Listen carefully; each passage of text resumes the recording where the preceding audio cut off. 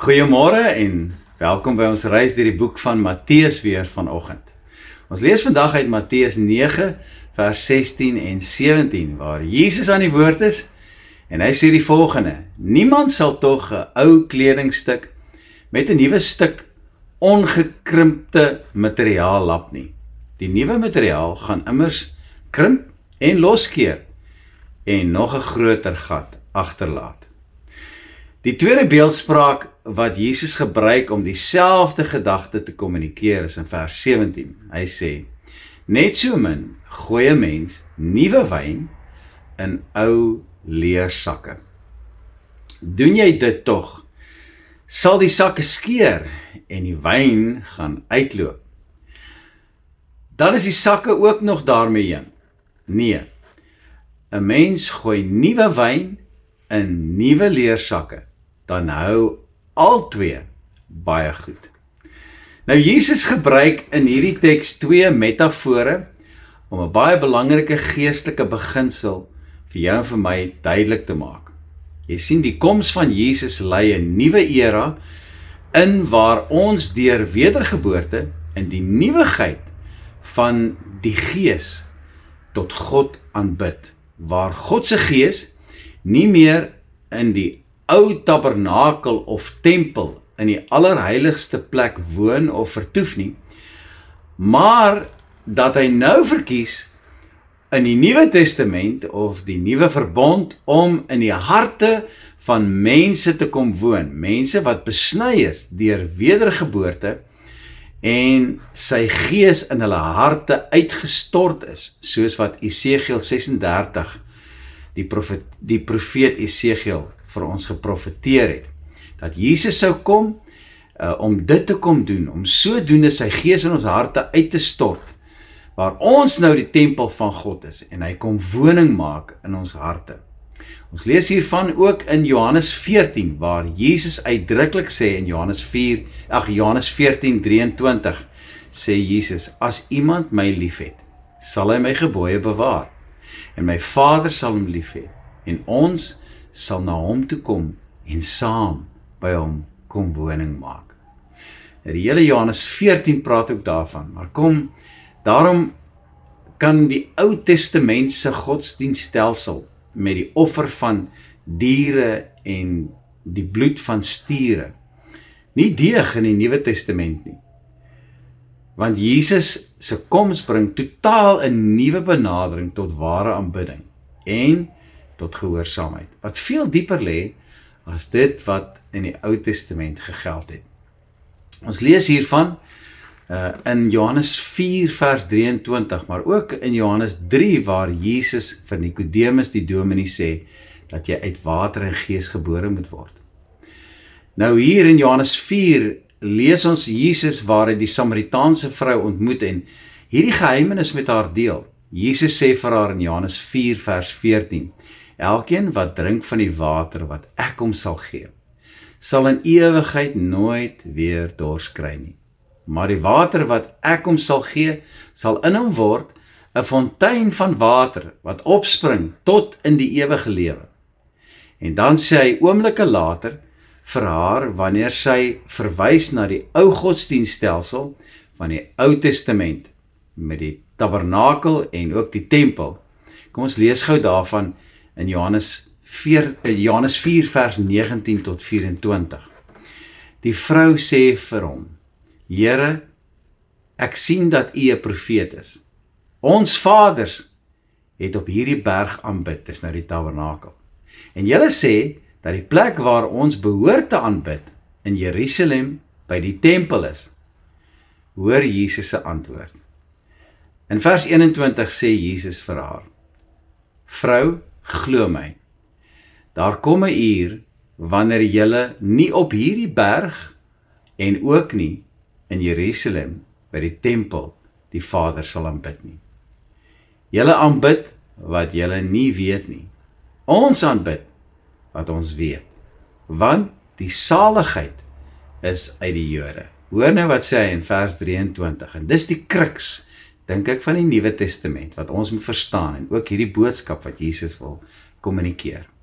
Jesus sê in vers 23, maar daar kom 'n uur, en dit is nou, Wanneer die ware aanbidders die Vader in gees en waarheid sal aanbid.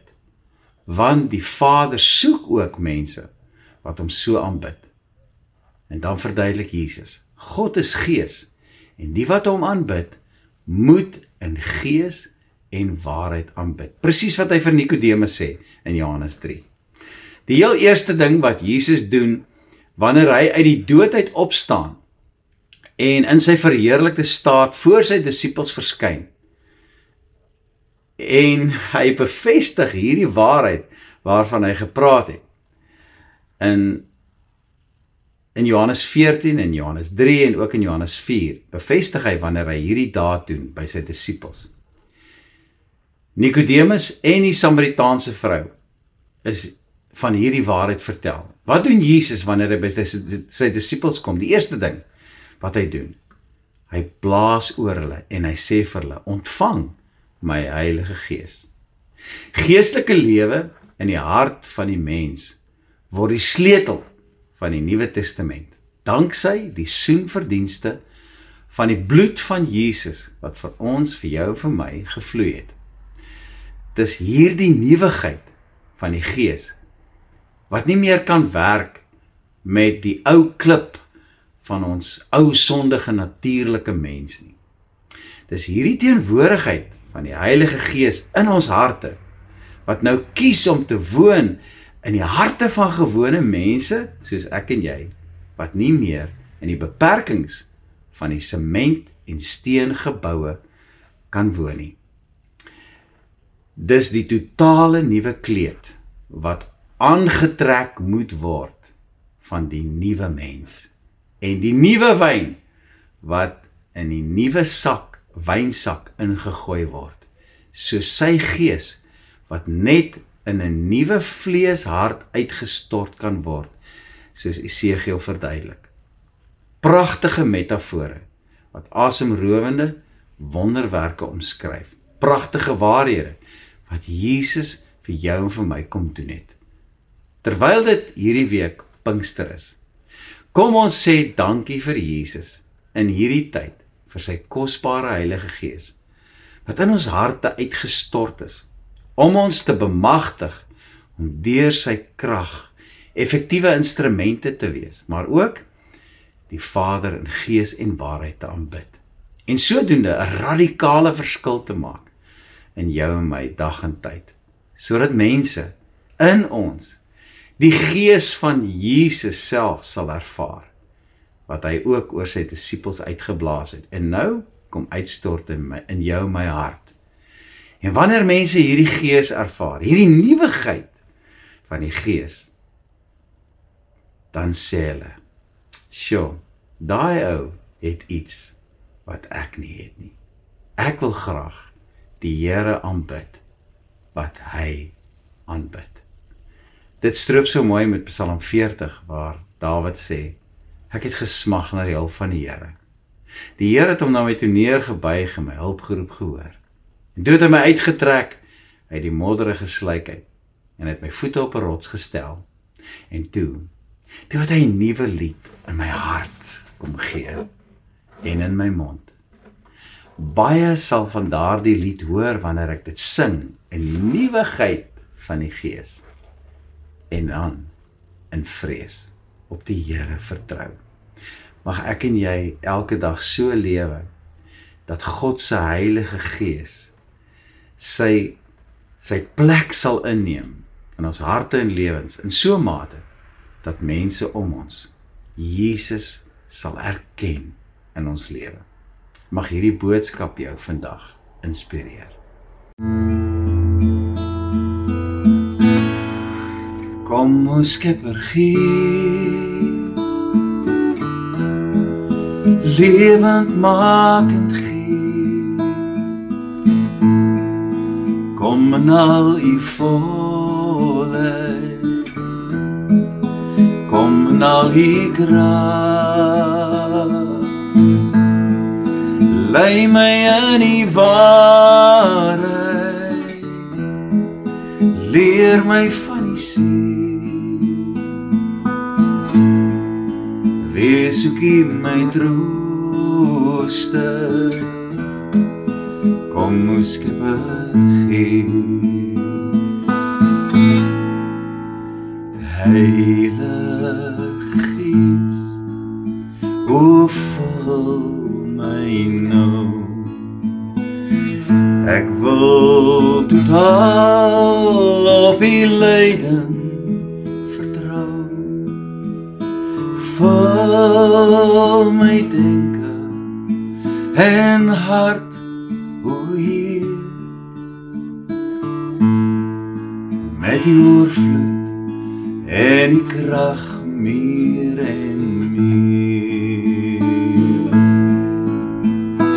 Waai deur my, waai deur my, o Heilige Gees, kom waai deur my.